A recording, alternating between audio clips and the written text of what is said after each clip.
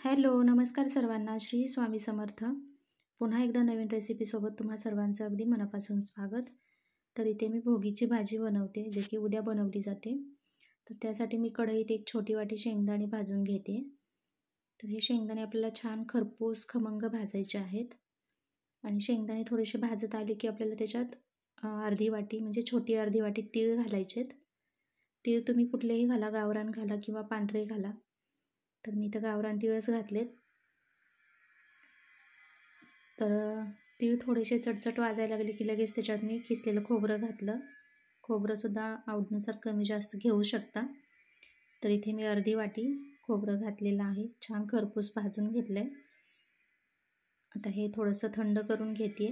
त्यासाठी मी ताटात काढते एका.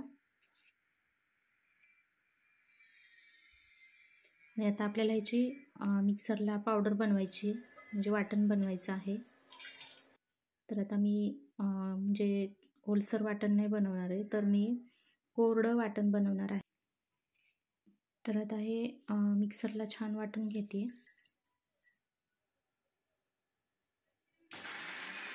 तर इथे मिक्सरला मी वाटून घेतलं आहे.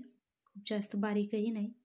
त्यातच आता मी गोडा मसाला, घरचं काळं तिखट आणि बेडगी मिरची पावडर, त्यानंतर काश्मीरी लाल मिरची पावडर आणि थोडीशी हळद घातली. बघू शकता वाटण. आणि आता इथे मी कढईमध्ये 2 चमचे तेल घातलं आहे. तेल गरम होऊ द्यायचं आहे. तेल गरम झालं की जिरं घातलं आहे. आणि ज्या काही भाज्या आहेत, वाटाणा आहे, हरभरा आहे, बटाटा, वांगं, गाजर आहे. त्यानंतर तुम्हाला हव्या त्या भाज्या तुम्ही यात घालू शकता. त्यानंतर घेवड्याची शेंग आहे. आणि घेवड्याची शेंग असली की ही भाजी खूप छान बनते, म्हणजे चविष्ट बनते. आणि वरून थोडंसं मीठ घालायचं आणि या भाज्या आपल्याला तेलावर छान वाफवून घ्यायच्यात, शिजवून घ्यायच्यात, जेणेकरून अतिशय चविष्ट अशी भाजी बनेल. तर इथं आपण भाज्या वाफवून घेतल्या आहेत.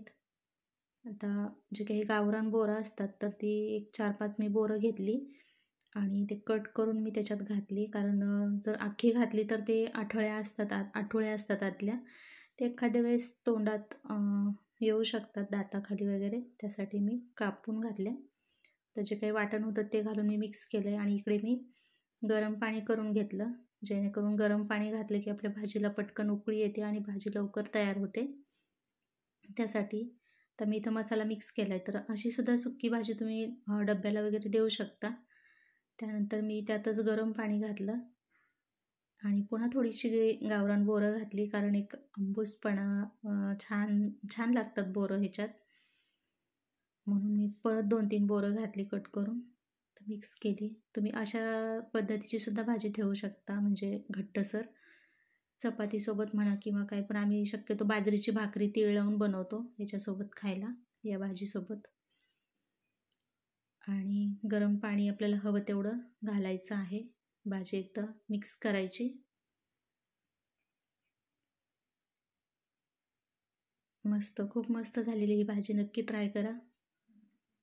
तर इथे मी थोडासा गूळ घातला आहे, एक अर्धा चमचा बारीक करून घातला. त्यानंतर चिंचेचा कोळ घातला.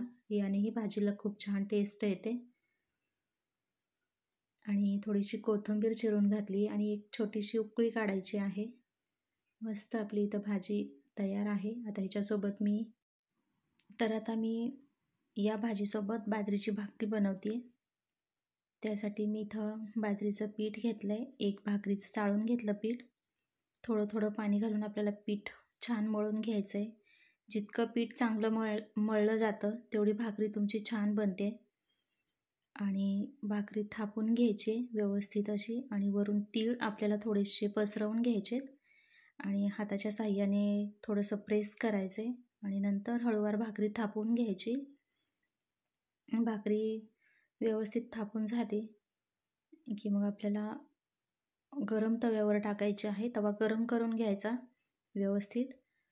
तवा गरम झाला, भाकरी टाकली की लगेच आपल्याला पाणी लावायचे आणि हे पाणी सुकल्याच्या नंतरच आपल्याला, म्हणजे खूप जास्त पण नाही, पण सुकल्याच्या नंतर आपल्याला पलटी करायची, जेणेकरून जी पाणी लावलेली बाजू आहे त्या साईडला भाकरी आपली करपली जाणार नाही आणि व्यवस्थित अशी भाजली जाते आणि म्हणजे खरपूस छान भाजली जाते.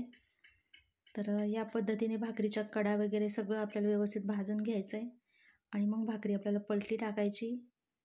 खालून भाकरी छान भाजलेली असेल तर वरून लगेचच फुगली जाते आणि छान भाजली जाते. तर पुन्हा भेटूया अशाच एका नवीन रेसिपीसोबत. तोपर्यंत सर्वांना बाय.